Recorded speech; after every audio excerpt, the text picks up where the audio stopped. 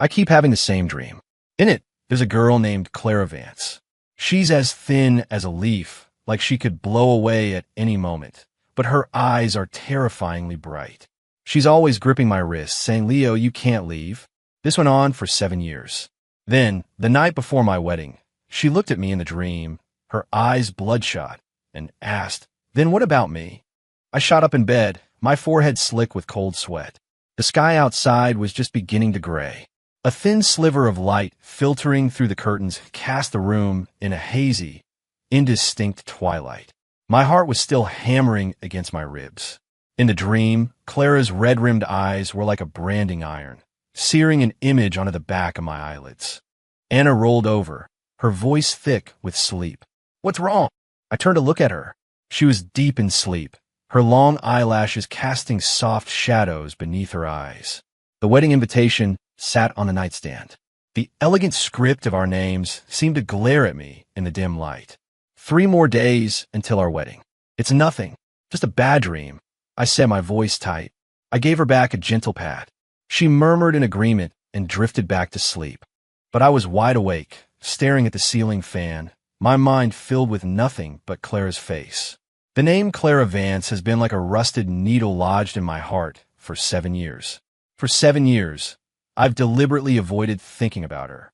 But the dream is a curse I can't shake, showing up a few times every month without fail. In the dream, she's always 18, wearing a faded high school sweatshirt, standing under the big oak tree on the school lawn. When the wind blew, her skirt and her hair would lift together. She used to say she was fragile, like a leaf that would be gone with the first strong gust of wind.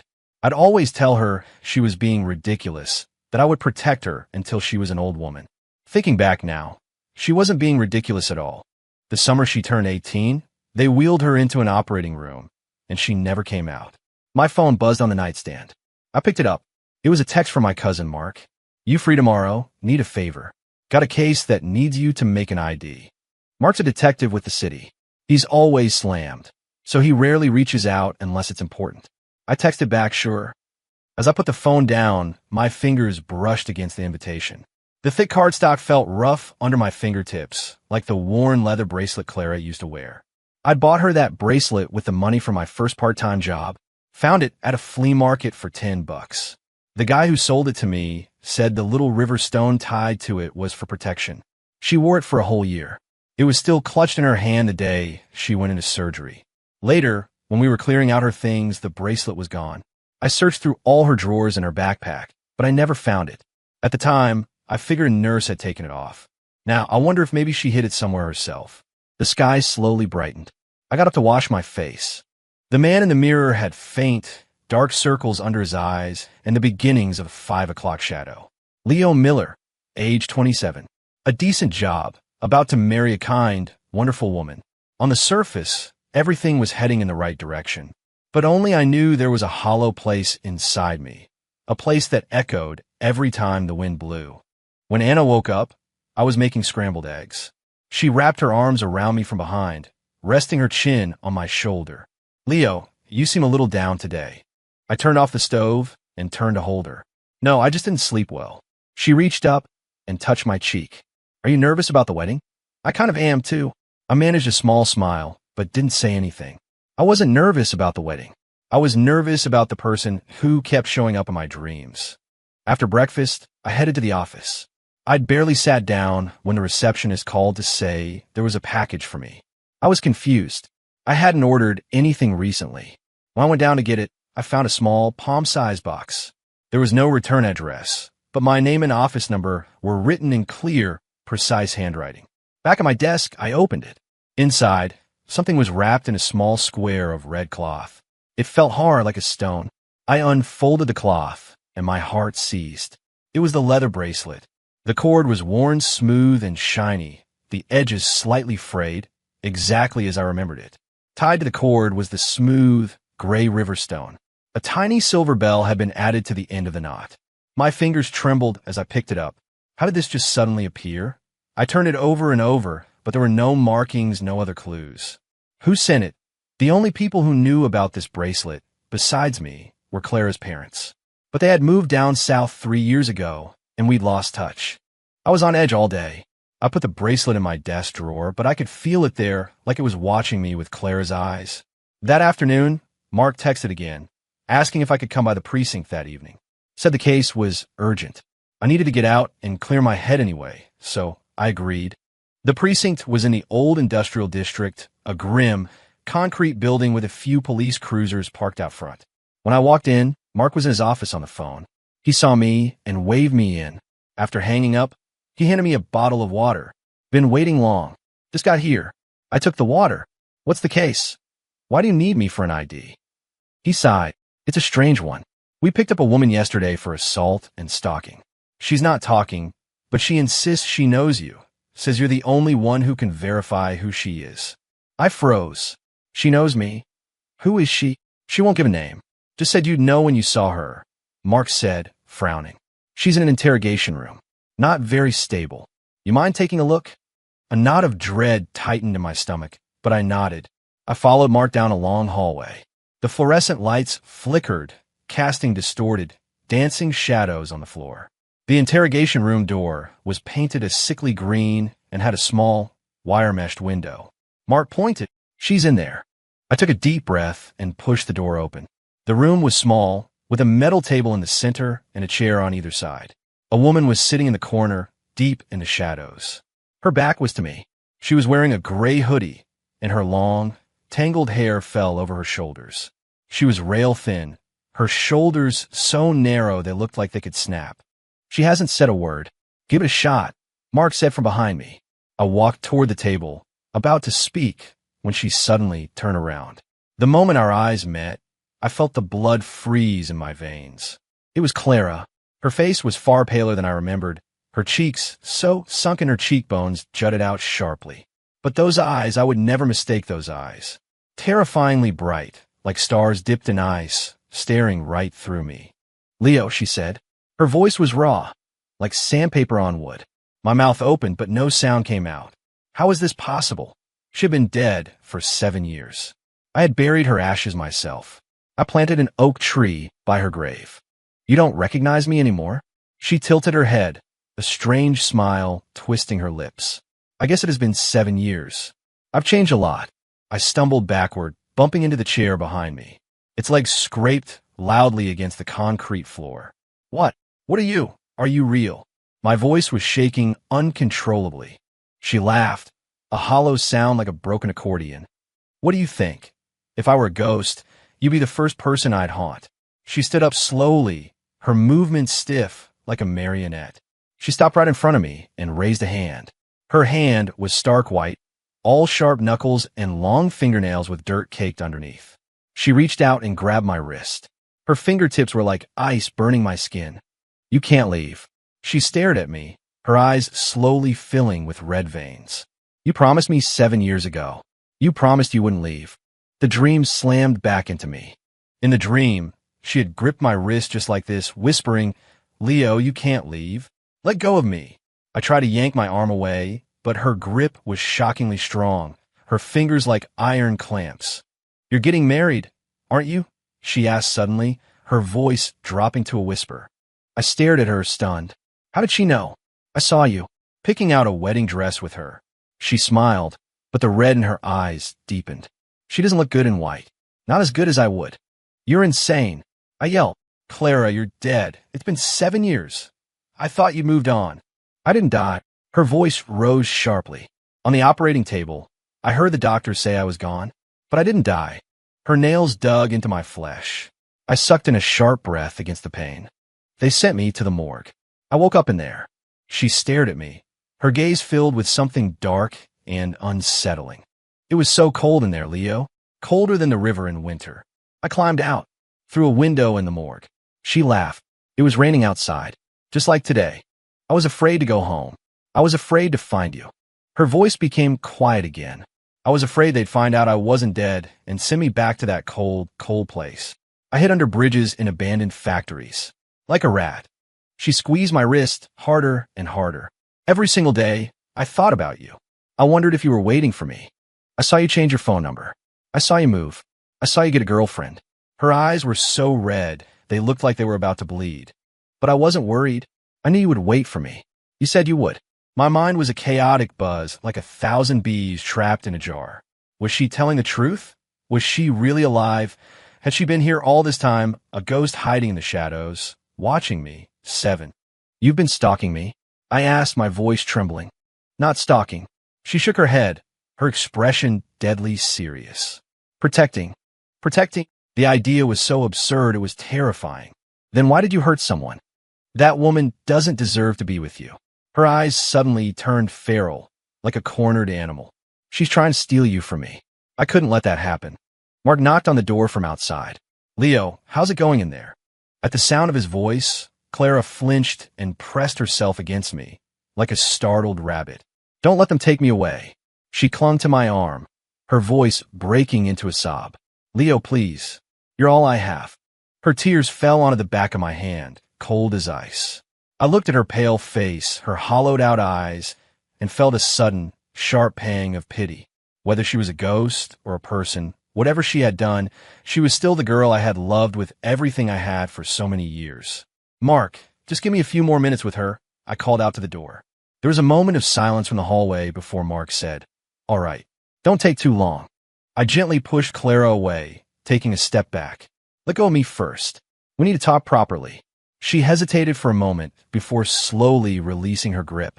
When her fingers left my skin, they left behind angry red marks on my wrist, like a twisted, ugly bracelet. Where have you been for the last 7 years? I asked. Right here, in this city, she said, not far from you. Sometimes I'd see you walking home from work. How did you survive? Picking through trash. Working odd jobs under the table. She looked down, her voice barely a whisper. Sometimes I'd go to your old apartment building, just to look at your window. My chest felt tight, like something was lodged in my throat. I couldn't find the words. 8. The girl I had once cherished, the girl I would have done anything for, had been living like this right under my nose for 7 years. Why didn't you come find me? I asked, my voice hoarse. I was scared. She looked up, her eyes red. I was scared you wouldn't recognize me. Scared you had forgotten me. Scared you'd think I was some kind of monster. How could I started, but the words caught in my throat. He was right. How could I forget? But I was getting married.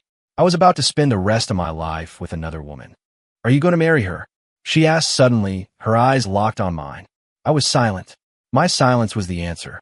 Her face drained of all color, becoming paler than before, as fragile and translucent as a piece of paper.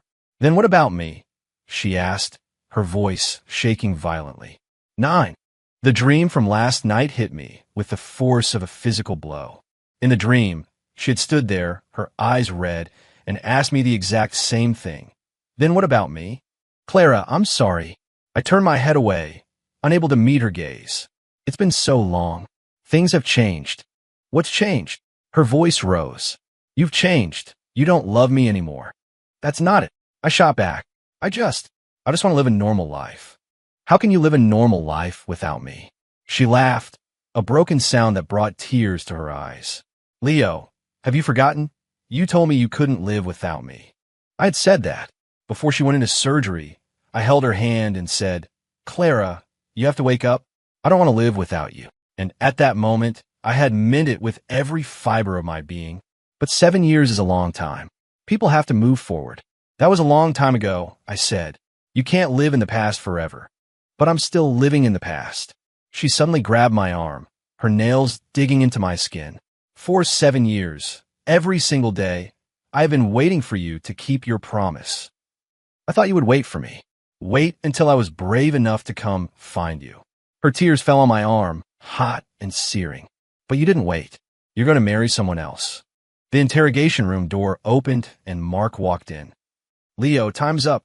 He saw Clara clutching my arm and frowned. Ma'am, please let him go. Clara didn't move. She just kept her grip on me, her eyes boring into mine as if trying to see into my soul. Leo, you choose. Her or me? She asked, her voice soft, but with an edge of finality that was impossible to ignore. 11. I looked at her, and then I thought of Anna's gentle face. One was the girl I had loved through my entire youth, my first everything. The other was the woman I wanted to build a future with. How could I possibly choose? Clara, you need to calm down, Mark said, trying to pull her away. She violently shook off his hand with surprising strength. You're not going to choose, are you? She smiled, a strange, unsettling expression. Then I'll choose for you. Before either of us could react, she pulled a small utility knife from her pocket. The blade flashed under the fluorescent lights as she brought it to her own wrist. No, I screamed, lunging to grab the knife. But I was too late. Blood welled up instantly, a dark crimson line that soaked the sleeve of her gray hoodie. The bright red blood was shockingly vivid under the stark white lights. Mark was stunned, but he reacted quickly, rushing forward to wrestle the knife from her hand while pulling out his phone to call for an ambulance. Clara looked down at her bleeding wrist, a smile spreading across her face. See, Leo, my blood is still warm. I'm still alive. You're crazy. I grabbed her, fumbling to apply pressure to the wound, but the blood just kept coming, slick and unstoppable between my fingers. As long as I'm alive, you can't marry her. She leaned against my chest, her voice growing weaker. Leo, you're mine. You can only ever be mine. 12. The wail of an ambulance grew closer, tearing through the night air. I held Clara, feeling her body grow lighter in my arms, like a leaf about to be carried away by the wind. Her blood soaked through my shirt, sticky and smelling of rust. Leo, don't leave me, she whispered, her fingers weakly clutching my shirt. I've waited 7 years for you.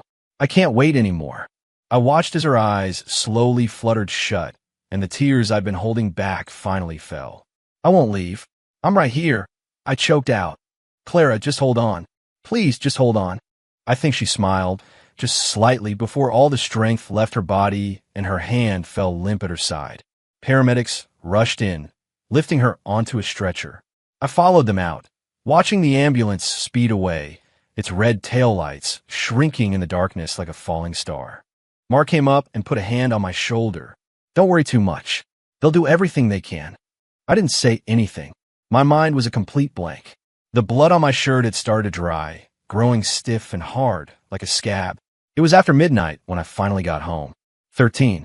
Anna was sitting on the living room sofa. The lights were on, and her eyes were red, as if she'd been crying. Leo, you're back, she said, standing up. Her voice was a little hoarse. I looked at her, suddenly at a loss for words. Anna, I'm so sorry, was all I could manage. She shook her head. I know everything. Mark called me. You? I don't blame you, she interrupted. I know how important she was to you. Anna, let's just postpone the wedding for now, she said, her smile strained. You need to take care of things with her. We can talk later. I nodded, my heart heavy with a guilt I couldn't put into words. Anna went into the bedroom. As the door clicked shut, I thought I heard the sound of a quiet sob. I sank onto the sofa, the empty living room pressing in on me, and felt a wave of exhaustion so profound it was physical. The next morning, I went to the hospital. Claire was still in the ICU. The doctor said she'd lost a lot of blood and her body was already in a weakened state. Her condition was critical. I waited outside, pacing anxiously. Mark called to say that due to her condition, the assault case was on hold. They would deal with it when, or if, she woke up.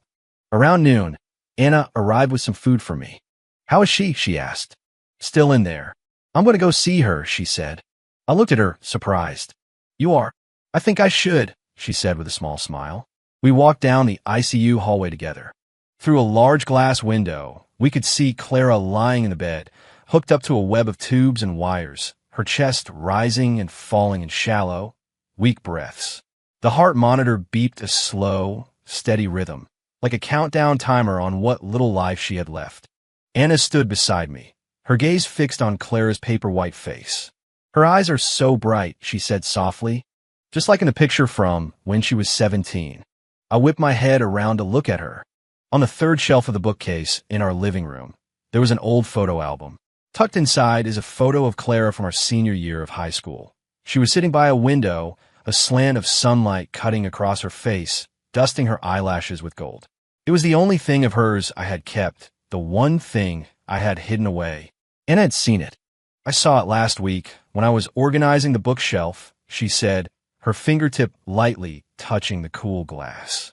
You look at that page late at night sometimes. You've turned it so many times the corner is starting to curl. The steady beep of the monitor suddenly broke into a high-pitched, piercing alarm. Doctors and nurses swarmed into the room, slamming the door shut and blocking our view. My knees buckled. I nearly collapsed, but Anna reached out and steadied me, her palm warm and dry against my arm. "It's going to be okay," she whispered. "Trust me." I stared at the closed door, my throat constricting. For 7 years, I kept having the same dream. Clara on the operating table, the heart monitor flatlining, a doctor pulling off his mask and saying, "I'm sorry." In the dream, I was always frozen in place like a specimen pinned to a board, unable to even lift my hand. When the light above the ICU door finally went out, it was nearly dusk. A doctor came out, pulling down his mask. "We've stabilized her for now," he said, his voice heavy with exhaustion. "But whether or not she wakes up is up to her." My legs gave out completely. I crumpled to the floor, pressing my forehead against the cold, sterile tiles. Anna spoke with the doctor about the next steps, her voice remarkably calm, as if she hadn't just been through a storm. When she walked back over to me, I looked up and saw that her eyes were red. "You were crying?" "I'm just tired for you," she said, crouching down and handing me a tissue. "Leo, you always say it's been 7 years and you have to move on, but you're still using the same oak-scented laundry detergent she liked." I froze. My shirts in the closet always carried a faint, woody scent. It was the brand Clara always used in high school. I thought I had forgotten, but every time I was in the laundry aisle, my hand would automatically reach for that same green bottle. "In your nightstand drawer," Anna said softly, "there's a desk calendar with the dates torn off. Every single page is circled in red pen, starting from the day she left. You haven't missed a single day." My heart felt like it was being squeezed in a vice, the pain making it hard to breathe. I had hidden that calendar in the deepest part of the drawer, a secret I thought no one else knew. All this time, my so-called moving on was just me walking in circles, feeding an obsession I refused to let die with a self-deceit I called forgetting. Clara woke up on the morning of the 3rd day. I had dozed off in the chair by her bed and was startled awake by the cold touch of her fingers. Her eyes were open, staring at the ceiling. Tears clung to her eyelashes, but she made no sound. "Leo," she rasped, her voice like gravel. "I'm here." I took her hand. Her fingers were trembling. The window in the morgue was high up. "It took me a long time to climb out," she said suddenly. "It was raining so hard. I ran to your apartment, but I lost a shoe and was too scared to go back for it." "I know," I said, my throat tight, "but you had moved." She turned her head to look at me, her eyes shining with a frightening intensity. "I waited outside your old building for 3 months. I waited every single day. Why didn't you ever come back to look for me?" "I'm sorry." They were the only words I could find. "Are you scared of me now?" Her fingers suddenly clenched, her nails digging into the back of my hand. "Are you scared I'm some kind of monster that clawed its way out of the ground?" "No." I shook my head, tears splashing on her hand. "I was scared. I was scared you would hate me. Scared she would hate me for not waiting, for starting a new life. And most of all, scared she would expose the lie I had told myself for years, that I had never let her go. I had just locked her in the deepest corner of my heart and pretended she wasn't there." She smiled, and tears streamed down her face. "How could I ever hate you? I hid under a bridge and watched you walk to work. I hid behind a tree and watched you go on dates with her. I knew you still had the keychain I made for you." I instinctively reached for my belt loop. It was a simple keychain made of braided red cord, with a broken piece of sea glass tied to it, a shard from her favorite lamp that had shattered years ago. I had carried it with me every day. Even Anna had never noticed it. "You see, you haven't let go either," she said, staring into my eyes as if confirming something vital. "Leo, can we start over? Please?" The heart monitor started beeping erratically. Her heart rate was spiking. I put my hand on her shoulder. "You need to rest first. You're afraid to answer me." She smiled, but the light in her eyes was slowly dying. "You're afraid of her. You're afraid of me. And most of all, you're afraid of your own heart." A nurse rushed in, saw her agitated state, and immediately pressed the call button for a doctor. They gave Clara a sedative. As her eyes slowly closed, she was still murmuring, "I'm waiting for you." I bolted upright in bed, my heart pounding a frantic rhythm against my ribs. My forehead was drenched in sweat, soaking the hair at my temples. Outside, the sky was bright. Sunlight streamed through the curtains, casting a soft, warm glow on the floor. The digital clock on the nightstand read 7:03 a.m. Next to it, a glass of water was still steaming faintly. Anna must have poured it for me when she got up. I looked down at my own wrist. The skin was smooth, with no bruises or finger marks. The place where Clara had gripped me in the interrogation room, there wasn't even a hint of redness. Bad dream. Anna came in with a tray, saw the state I was in, and set it down to feel my forehead. You're sweating like crazy. Her hand was warm, smelling faintly of toast and coffee. I stared at her wrist. There was no bandage, no bleeding wound, just a pale, crescent-shaped scar from where she'd accidentally cut herself chopping vegetables last year. Leo, she looked at me with concern. You're white as a ghost. I opened my mouth, my throat painfully dry. It took a moment before I could force out the words. It's nothing. I just had a really long dream. What did you dream about? She handed me the glass of warm water. It really scared you. I took the glass, the faint warmth against my fingertips slowly grounding me in reality. Everything in the dream had been so vivid. The green door of the interrogation room, Clara's gaunt fingers, the pristine sea glass keychain, and the way her eyes looked when she asked, "Then what about me?" It all felt like it had just happened. I dreamed about Clara, I said quietly. Anna was silent for a moment, then she gently patted my hand. Thinking about her again, I nodded, then shook my head. For 7 years, I had avoided this name. My friends knew I had an ex-girlfriend who had passed away, but no one knew that I still saw her in my dreams. In my dreams, she was always 18, sitting under the oak tree and smiling at me. Other times she was cold and distant, gripping my wrist and saying, "You can't leave." But never before had a dream been this real, this long. In a dream, she wasn't dead, I said slowly. She came back, and she did something bad. Anna finished my sentence, her tone gentle. She knew that the Clara in my dreams often had a possessive, obsessive streak. I nodded, picking up a piece of toast from the plate, though I had no appetite. The image from the dream of Clara attacking Anna was too jarring. Looking at her now, alive and whole in front of me, a knot of fear tightened in my chest. You know, I've always known you never really let her go, Anna said suddenly. The picture of her in your photo album. You always said you forgot to throw it out, but you keep it on the most prominent shelf in the bookcase. And that old blue shirt in your closet. She told you once that you looked good in it, and you've kept it for 7 years, refusing to get rid of it. I stared at her, stunned. There was no blame in her eyes, only understanding. I don't blame you, she said with a small smile. Everyone has a past. But Leo, you've kept yourself locked inside of it. No, I haven't, I argued, but my voice lacked conviction. It was true. I always told myself I was moving forward, that I was getting married and starting a new life.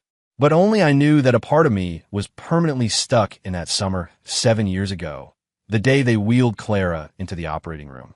I stood in the hallway and watched the light above the door turn red, feeling like someone had just hit the pause button on my life. After breakfast, I went into the study and pulled out the old photo album. On the 3rd page, Clara was in her school sweatshirt, sitting by the window. The sunlight caught her eyelashes, dusting them with gold. The corner of the photo was curled and soft from how many times I had touched it. I traced the outline of her face with my finger, and my heart ached as I remembered the gaunt, haunted version of her from my dream. "I'm so sorry, Clara," I whispered, "for making you suffer so much, even in my dreams." The Clara in my dream hid under bridges and picked through trash, living like a creature of the shadows. But the real Clara had been proud and vibrant. She always said she wanted to live like the sun, to be a light for others. I was the one who had trapped her. I was the one who couldn't accept that she was gone. And so I forced her to endlessly repeat a cycle of waiting and pain inside my head. It was my own obsession that had created that monstrous version of her, a version that even I was afraid of. That afternoon, I drove to the cemetery. The oak tree I had planted 7 years ago was tall now, its branches thick with leaves, shading most of the headstone. Clara's picture was set into the granite. She was still 18, her smile clean and bright. I crouched down and placed a bouquet of sunflowers in front of the stone. She used to say sunflowers were the silliest flowers, always chasing the sun. Didn't they get tired? But she herself was like a sunflower, always turned toward the light. I'm getting married, I said softly. She's a wonderful woman. She's kind. She makes me breakfast. And she remembers that I hate cilantro. I was always afraid to tell you these things. I was afraid you'd be angry. I smile, my eyes getting hot. But now I know. You were so good. You would want me to be happy. The wind rustled through the leaves, a soft, whispering sound, as if she were answering me. The you in my dream was pretty intense, I said, touching the rough bark of the oak tree. You held my wrist and said I was yours. But I know now that wasn't you. That was me. That was my own fear. Fear of being forgotten. Fear of being abandoned. Fear that if I moved on, it would be a betrayal. I'm sorry for putting you through that in my dreams, I said, standing up and brushing the dirt from my pants. It won't happen again. As I turned to leave, I glanced back at the headstone one last time. The sunlight filtered through the leaves, dappling her photo with shifting patterns of light. Her smile seemed to glow a little brighter. When I got home that evening, Anna was in the kitchen, cooking dinner. I walked up behind her and wrapped my arms around her waist. What's this for? She asked, smiling, still stirring something in a pan. Nothing, I said, burying my face in the crook of her neck. Just wanted to hold you. She smelled faintly of laundry detergent, the one I always picked, with a woody scent like sun-drenched oak leaves. I used to think that scent was Clara. Now, I realized it had long since become the scent of Anna, too. After dinner, I took out the old box that held Clara's things, a few letters, a broken fountain pen, and the braided red cord keychain with a piece of shattered sea glass. I used to be afraid to touch these things, as if touching them would be a final admission that she was really gone. But looking at them now, I felt a sense of peace. Are you going to throw them out? Anna asked. No. I closed the lid and placed the box on the highest shelf of the bookcase. I'll keep them. They were part of a good time in my life. It wasn't about forgetting. It was about letting go. That night, I dreamed. I saw her under the oak tree. This time, she was wearing a pale blue sundress, the one I had bought for her 18th birthday. The fabric was faded, and there was a small patch on the hem, from where she had torn it falling off her bike.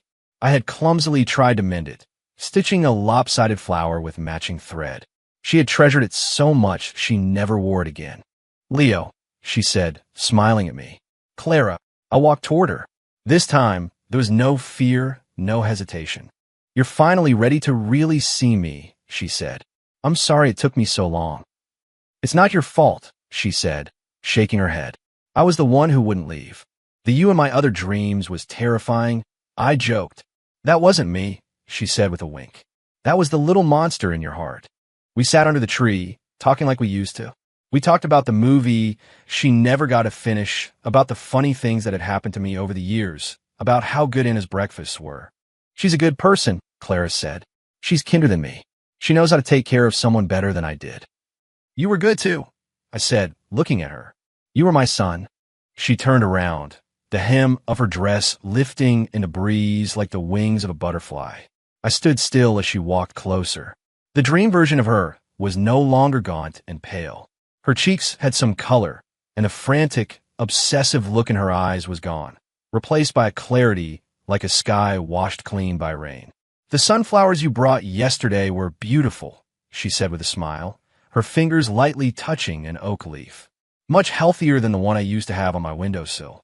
I suddenly remembered the old apartment where she used to live. There was always a droopy sunflower in a pot on her windowsill, one she'd bought from an old man outside the school for $5. It had lasted the whole summer. She used to say that flower was just like her, always facing the sun but never quite thriving. Anna picked them out, I said softly. She knew you'd like them.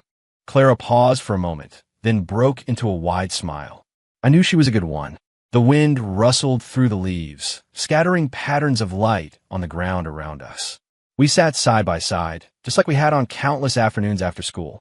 Neither of us spoke, but the silence was comfortable. I should have left a long time ago, she said suddenly, her voice very quiet. I should have left 7 years ago. I turned to look at her. She was gazing at the field in the distance, where a few kids in school uniforms were laughing and chasing each other, their voices as clear and bright as wind chimes. Before I went into surgery, I asked a nurse for a pen. I wrote something on the back of my medical chart. A small smile played on her lips. It said, Leo needs to eat properly and stop staying up so late. My throat tightened. I couldn't speak. Back then, I didn't think dying was such a scary thing, she said, looking at her own hands, which seemed to glow faintly in the sunlight. I was just a little sad. Sad that I'd never see you in a suit, that we'd never go to the ocean together, that I never got to tell you. I had been saving up for a long time. I wanted to buy you a watch. Tears suddenly fell from my eyes, landing on my jeans and spreading into dark spots. I'm so sorry, Clara. I choked out. I was so young then. I thought saying, I'll wait for you was enough. I didn't know. I didn't know that some promises can't be kept. I didn't know that some goodbyes are forever. Don't apologize.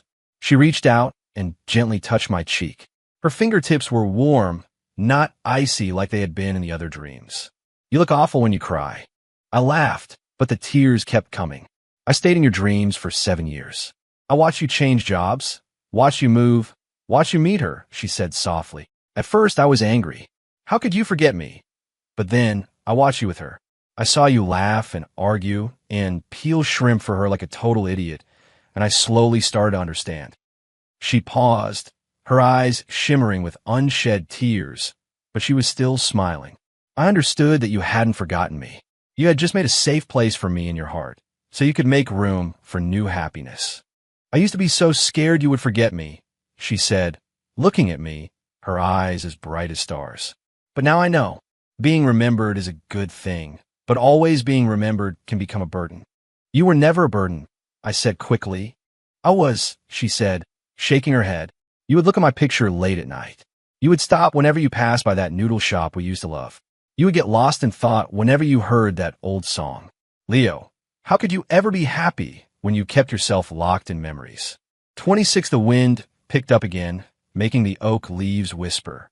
She smiled again, her eyes curving into crescents. It's time. I have to go now. Go where? To the place I'm supposed to be. She stood up, and a soft light began to emanate from her, like moonlight. Leo, I'm not trapping you anymore.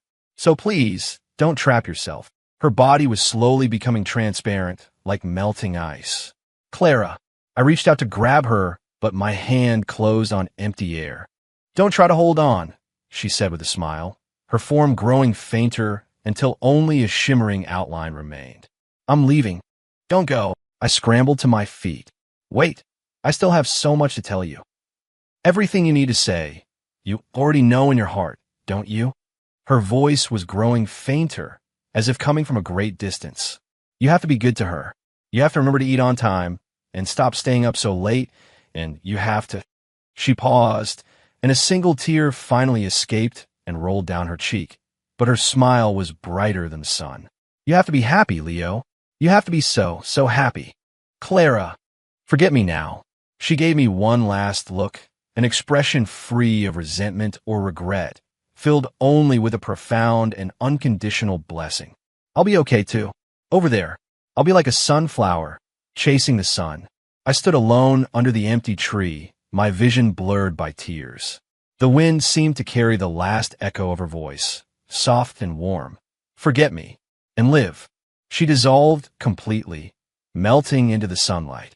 The leaves of the oak tree rustled in the wind, like a final, gentle farewell. 27. I opened my eyes with a start.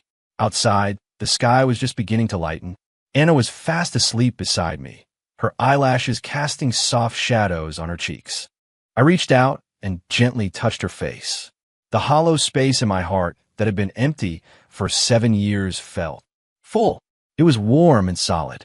I knew, then, that Clara was truly gone. Not because she had left, but because I had finally made peace with myself. I had finally forgiven myself for not being able to save her. I had found my own peace. The morning light filtered through the curtains, falling across my hand and Anna's. I squeezed her hand gently. She stirred, murmuring in her sleep as she snuggled closer to me. Is it morning? She mumbled. Almost, I whispered, pulling her closer. Go back to sleep. 28-inch Leo, why are you crying? Anna's voice was filled with concern.